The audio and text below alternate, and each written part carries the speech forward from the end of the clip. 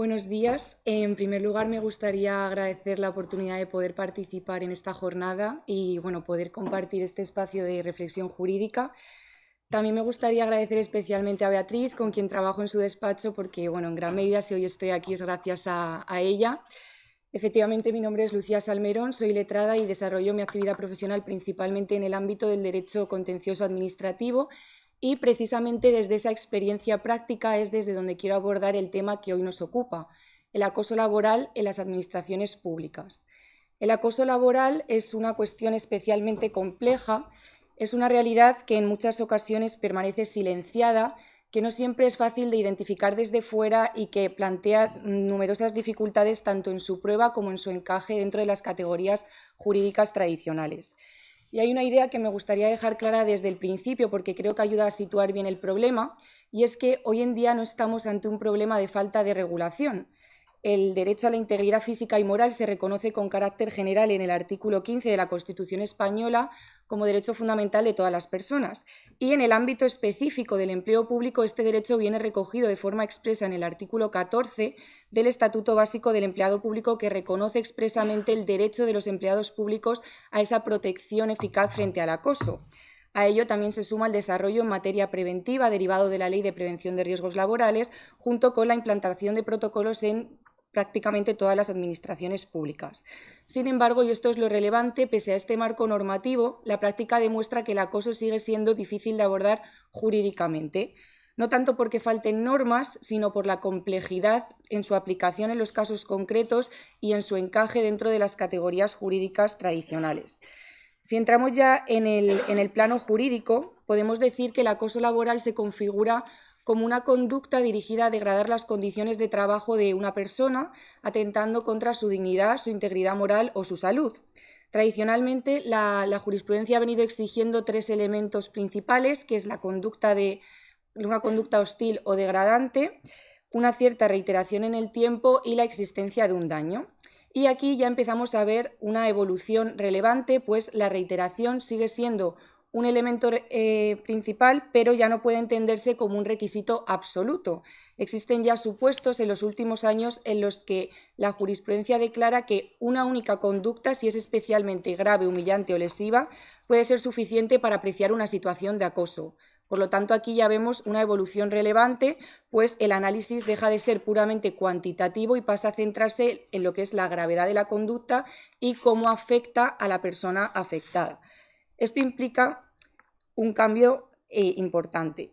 ¿Y cómo se manifiesta todo esto en la práctica? Pues el acoso puede adoptar distintas formas. Puede ser acoso vertical descendente, cuando procede de un superior jerárquico hacia un empleado público, normalmente en el contexto de una relación de poder.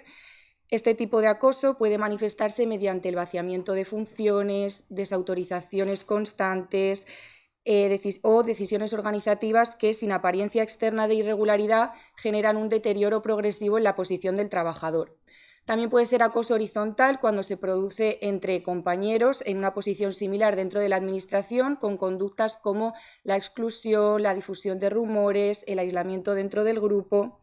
Y también puede ser acoso vinculado a factores discriminatorios por razón de sexo, ideología, orientación sexual, discapacidad, edad u otras circunstancias personales en las que, además de la dignidad, entra en juego el principio de la igualdad.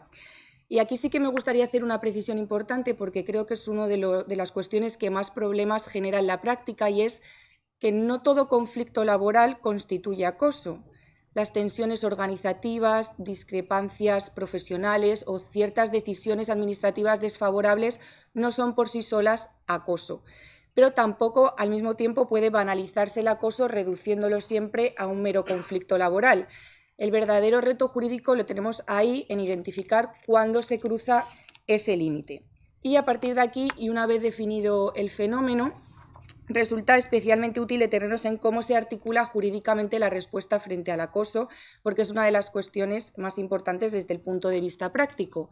En este sentido, a pesar de que el acoso pueda proyectarse en otros ámbitos como el penal, vamos a diferenciar cómo se aborda cuando se plantea en el orden social y cuando se plantea en el orden contencioso administrativo. Por un lado, cuando el acoso lo planteamos desde la perspectiva de la prevención de riesgos laborales, es decir, como un incumplimiento del deber de protección frente a riesgos psicosociales, la competencia corresponde al orden social.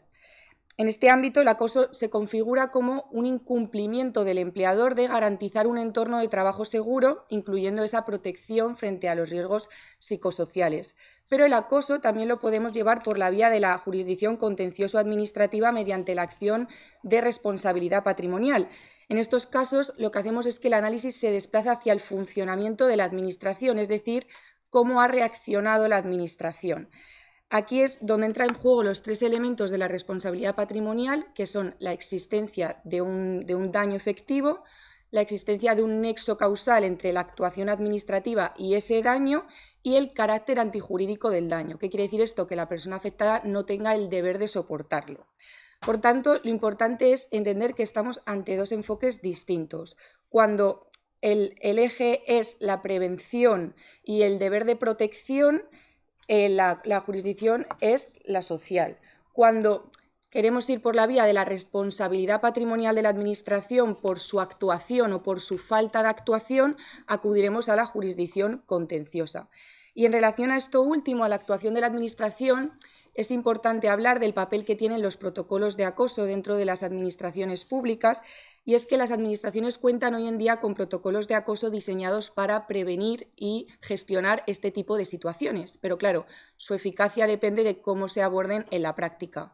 Cuando estos protocolos no se activan adecuadamente, cuando se archivan sin una investigación suficiente o cuando no se adopta ninguna medida correctora eficaz, pues ahí existe una respuesta insuficiente de la Administración. Por tanto, para que quede claro, acudiremos a la jurisdicción social cuando la pretensión se articule en torno a la protección de la salud del trabajador y al incumplimiento del deber de prevención de riesgos laborales, siendo ese eje central el deber del empleador de garantizar un entorno de trabajo seguro. Y, por el contrario, acudiremos a la jurisdicción contencioso-administrativa cuando lo que pretendamos sea reclamar una responsabilidad patrimonial de la Administración pública por la existencia de un daño efectivo, antijurídico y causalmente imputable a ese funcionamiento normal o anormal del servicio público por un supuesto de inactividad o de respuesta insuficiente ante una situación de acoso previamente denunciada. Y a partir de aquí llegamos a una de las cuestiones que la práctica pues, mayor interés y también mayor complejidad presenta, y es la indemnización del daño. En los supuestos de acoso laboral, la indemnización suele girar en torno al daño moral, pero no se limita a él. En muchos casos también se atiende pues, a daños personales, como derivados de la afectación a la salud, daños profesionales, como puede ser pues, la pérdida de oportunidades o el deterioro de la carrera, e incluso daños económicos. Ahora bien, la verdadera complejidad no está solo en acreditar esos daños, sino en su cuantificación. Y aquí es donde la jurisprudencia ha ido construyendo criterios bastante interesantes, pues los tribunales no aplican un sistema tasado, sino que realizan una valoración conjunta teniendo en cuenta distintos elementos, como puede ser pues, la duración de la situación de acoso, el contexto en el que se produce, la intensidad de las conductas, la posición de la víctima dentro de la administración y especialmente pues, la entidad del daño psicológico acreditado. Pero hay un elemento que cada vez cobra más importancia y es la actuación de la administración, es decir, no solo se valora el acoso en sí, sino cómo ha reaccionado la administración ante esa situación. Si ha activado los protocolos, si ha investigado adecuadamente o si por el contrario ha mantenido una posición pasiva. En estos últimos años apreciamos una evolución relevante en las indemnizaciones por acoso laboral, pues han dejado de tener una función exclusivamente reparadora y han adquirido una función también preventiva y disuasoria, es decir, se trata de que no solo se compense el daño sufrido por la víctima, sino de que la respuesta jurídica tenga una entidad suficiente como para evitar que este tipo de situaciones puedan repetirse. Es decir, se realiza una valoración global del daño, teniendo en cuenta la gravedad de la situación y las diferentes consecuencias que se han derivado de la misma. Como he comentado, pueden ser personales, profesionales, económicas, morales. Y para aterrizar todo lo que hemos comentado, me gustaría referirme a una sentencia reciente que creo que ilustra bastante bien todo lo que hemos estado explicando, y es una sentencia del Tribunal Superior de Justicia de Cataluña de 19 de diciembre, en la que se reconoce una indemnización de 90.000 euros por acoso laboral a un agente local, un agente de policía del Ayuntamiento de Capellades. En este caso, el tribunal analiza una situación prolongada en la que un trabajador se somete a una dinámica de hostigamiento en el entorno profesional. Entre otras cuestiones, se materializa este acoso con la apertura de expedientes disciplinarios injustificados, la imposición de sanciones posteriormente anuladas, el vaciamiento de funciones a este trabajador y un deterioro progresivo de su situación profesional y personal. Todo ello termina derivando en un cuadro de ansiedad clínicamente acreditado, con varios periodos de incapacidad vinculados directamente a esa situación de ansiedad. Lo relevante de esta sentencia es que no se centra en hechos aislados, sino que realiza una valoración conjunta de toda la situación, entendiendo el acoso laboral como un proceso. Y este tribunal identifica con bastante claridad los elementos que he mencionado al principio. En primer lugar, constata la existencia de una conducta objetivamente hostil o degradante que no se manifiesta necesariamente en actos explícitamente agresivos, sino pues, en una conducta de presión, de descrédito profesional y de actuaciones administrativas injustificadas. En segundo lugar, se constata la continuidad en el tiempo de esas conductas, lo que permite diferenciar el acoso de un supuesto puntual o de una mera discrepancia organizativa. Y en tercer lugar, se acredita ese daño concretado en un perjuicio psicológico relevante objetivado mediante informes médicos que evidencian la afectación real a la salud. Y para que estas indemnizaciones se reconozcan, esto es muy importante y sobre todo para que se adopte cualquier medida efectiva frente al acoso, hay un elemento que es absolutamente determinante y es la prueba. Como hemos visto, el acoso no siempre se presenta de forma evidente, muchas veces aparece de forma sutil, progresiva, difícil de identificar desde fuera. Por eso es fundamental acreditarlo con pruebas. Ya pueden ser pues, correos electrónicos, grabaciones, testigos, informes médicos, partes de baja, porque el acoso, si no se puede probar, difícilmente va a tener una respuesta jurídica. Y ya para finalizar, sí que me gustaría hacer una reflexión desde la práctica y desde esta evolución que estamos viendo en los últimos años, y es que durante muchos años en la administración pública muchas personas han soportado este tipo de situaciones en silencio por el hecho de ser empleados públicos. Pero lo cierto es que esto está cambiando y en el despacho solemos compararlo un poco con el proceso que se produjo en su momento con la violencia de género, pues no es que estas situaciones antes no existieran, sino que es que no se denunciaban. Y ante esto pues os preguntaréis, ¿pero realmente hay muchas demandas por acoso laboral? Y la respuesta es que sí, que cada día hay más. Y no necesariamente porque haya más acoso que antes, sino porque se está produciendo una evolución social y jurídica y cada vez son más las personas que identifican estas conductas, que las ponen de manifiesto y que deciden acudir a los tribunales, porque al final no estamos no estamos hablando de conflictos laborales, estamos hablando de salud, estamos hablando de dignidad y estamos hablando del propio funcionamiento de nuestras administraciones públicas. Por eso, en mi opinión, el reto no es solo jurídico, es también institucional. Se trata de que las administraciones no lleguen tarde, de que no se limiten a reaccionar cuando el daño ya es irreversible, sino que puedan detectar estas conductas, prevenir y actuar de forma eficaz. Y precisamente por eso la respuesta que se dé a estas situaciones no puede ser secundaria y tiene que estar a la altura de la gravedad que presenta. Muchas gracias.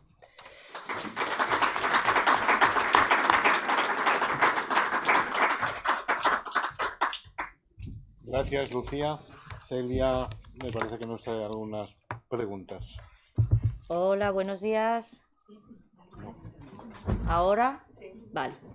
Hola, buenos días. Bueno, a mí ya me conocéis la mayoría. Soy Celia, soy la secretaria de Acción Sindical de la Federación y me ha tocado haceros las preguntas, Lucía. Vale. Mira, nos estabas hablando del acoso laboral y que si no tienes pruebas es muy difícil comprobarlo. Pero es que muchas veces no tenemos pruebas. Y entonces ¿Qué pasa? ¿Qué pasa? ¿Qué hacemos? ¿Cómo resolvemos? Pues es una de las dudas más frecuentes en la práctica, y lo primero que yo diría es que por el hecho de no tener pruebas desde un primer momento no significa que necesariamente que no vayas a poder acreditar esa situación más adelante. Por eso yo creo que lo principal es asesorarse bien desde un primer momento para poder ir generando esa prueba. Porque muchas veces nos vienen clientes al despacho que dicen no tengo nada, y luego cuando nos ponemos a estudiar la situación vemos que van apareciendo elementos que sí que pueden ser relevantes, como mensajes, testigos, algún parte de baja, pero si no tienes nada, por eso es fundamental asesorarte bien, porque puedes ir generando esa prueba de cara al futuro. Pues por ejemplo, Unas dejando grabaciones. constancia por escrito de ciertas situaciones, pidiendo explicaciones, acudiendo a un profesional médico para que acredite el daño psicológico, pero lo fundamental es actuar cuanto antes para que puedas estar bien asesorado y puedas ir generando esa prueba, porque en las situaciones de acoso yo creo que rara vez la prueba aparece de golpe, sino que se va construyendo. Genial, ha quedado claro. Otra pregunta que nos hacen por aquí. ¿Es recomendable iniciar un protocolo de acoso antes de acudir a los tribunales? Sí, en la mayoría de situaciones sí, y sobre todo para que quede constancia formal de que esa situación se ha puesto en conocimiento de la Administración, porque esto luego es muy importante desde el punto de vista probatorio, sobre todo en los procedimientos que he comentado de responsabilidad patrimonial. Una de las cuestiones principales judicialmente es cómo ha actuado la Administración cuando conoció los hechos.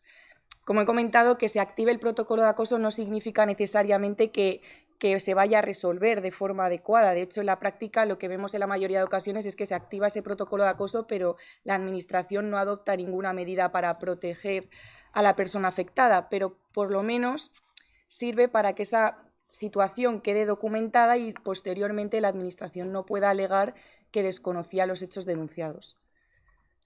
Importante, que suelen salirse por la tangente siempre, sí.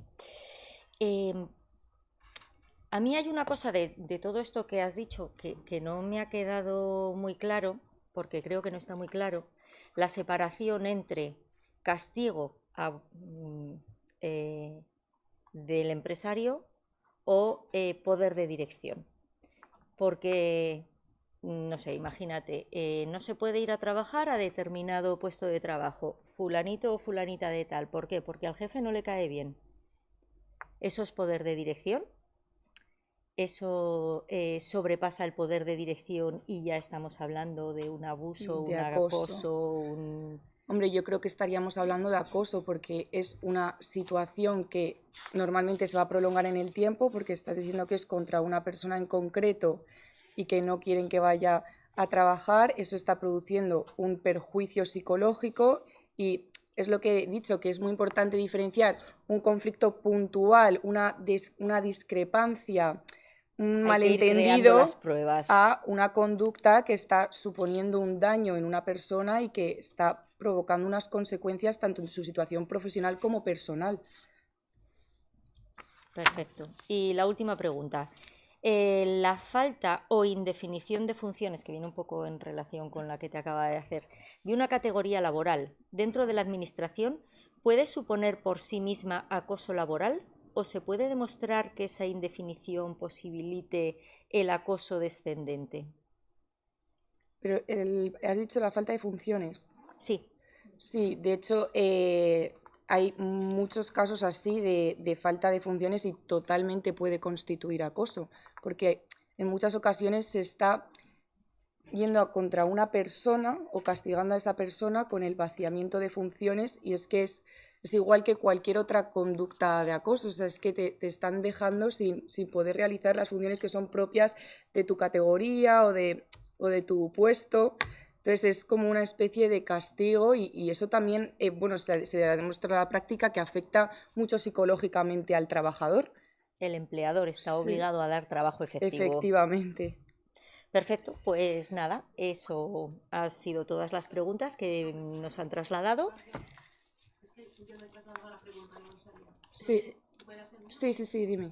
Bueno, el acoso cuando está externalizado el servicio, concretamente a una, por ejemplo, a una persona que hace la limpieza y el acoso lo realiza el director de la institución o del servicio y la empresa, la empleadora, se desentiende? ¿Cómo se...? Bueno, Es servicio público pero externalizado.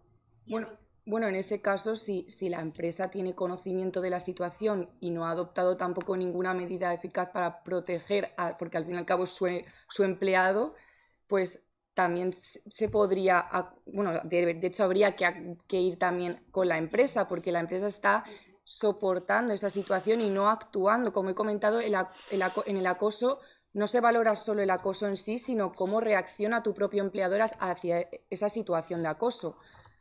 ¿Vale? Entonces, en ese caso, yo creo que habría que ir tanto con la empresa externa como contra el acosador, en este caso.